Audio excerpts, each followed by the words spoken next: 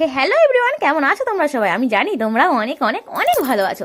তো আজকেও আমি চলে এসেছি একটা মিনি ব্লগের সাথে। তো প্রত্যেক দিনের মতন আজকেও সকালবেলা স্নান করে আমি কিন্তু করে নিয়েছি প্রথমেই পুজো। আর দিনের শুরুটা যদি এরকমভাবে পুজো করে শুরু করা যায় কিন্তু খুব সুন্দরই দিনটা কাটে। হ্যাঁ গাইস, সত্যি।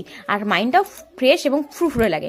তো আমি প্রথমেই খেয়ে নিয়েছিলাম কিন্তু একটু প্রসাদ। আর এদিকে মা রান্না করা হয়ে গিয়েছিল, তো সকালের খাবার খেতে বসে পড়েছি। আবার একটা লঙ্কা নিয়েছি, সেটাও তোমাদেরকে দেখাচ্ছি। দেখো আমি কত ঝাল খেতে পারি। তাই জন্য দেখো এখানে খেয়ে নিলাম এখন সকালের খাবার টটপট করে। আবার দেখো লঙ্কাও খাচ্ছি। তারপরে বাবা নিয়েছিল এখানে চিকেন এনেছিল। তো আজকে চিকেন রান্না হবে বাড়িতে, তাই মা আমাকে বলেছিল আলু পেঁয়াজ টমেটো এই সমস্ত কিছু কেটে একটুখানি পেস্ট করে দিতে। তো তাই জন্য আমি দেখো মশলাগুলো সব কেটে নিলাম ভালো করে, কেটে ধুয়ে দেখো এখন কিন্তু আমি এগুলো কিন্তু নিয়ে নিলাম, কিন্তু এই যে পেস্ট করার জন্য দিয়ে দিলাম। হ্যাঁ, মাংসটা মাই রান্না করবে, আমি জাস্ট একটু গুছিয়ে দিচ্ছিলাম। হ্যাঁ, যতই বাবার বাড়ি এসেছি একটু তো কাজ করতে হয়, তাই না বলো? বসে থাকলে কি হয়? তো সেই জন্যই দেখো এখানে কিন্তু আমি বসে পড়েছি। এমন ভাব দেখাচ্ছি যেন রান্নাটা আমি করবো, একদমই নয়, রান্নাটা মা করবে।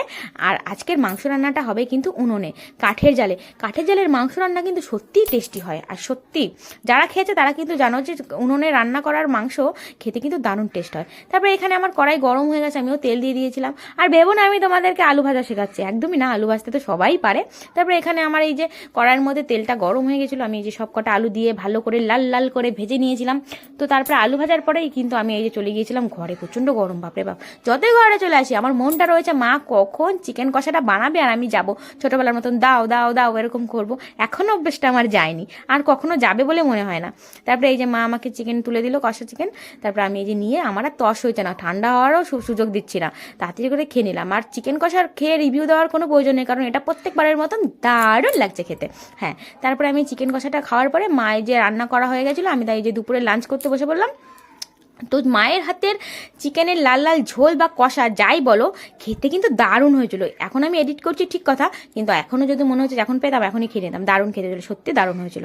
আর এই যে দুপুরবেলা ঘুম থেকে উঠে তারপরে কিন্তু আমি একটু হয়ে গেছিলাম রেডি, কারণ আমি একটু যাব মার্কেটে। তো দেখো মার্কেটে চলে আসলাম, কিন্তু এত তাড়াতাড়ি চলে আসলাম, দোকানপাট যেন বেশি বন্ধ ছিল।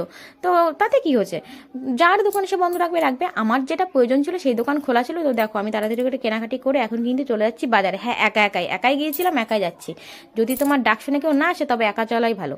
তারপরে এই যে দেখো এখন বিকেল হয়ে গেছে, আমি একটু এখানে একটু বসেছিলাম, মানে একটা কাকুদের বাড়ি গেছিলাম, ওরা সবাই গল্প করছিল, আমি বোর হচ্ছিলাম। তো আমি কি করবো, আমার তো একটা ফোন আছে, আমি ভিডিও করলেই হয়ে যাবে।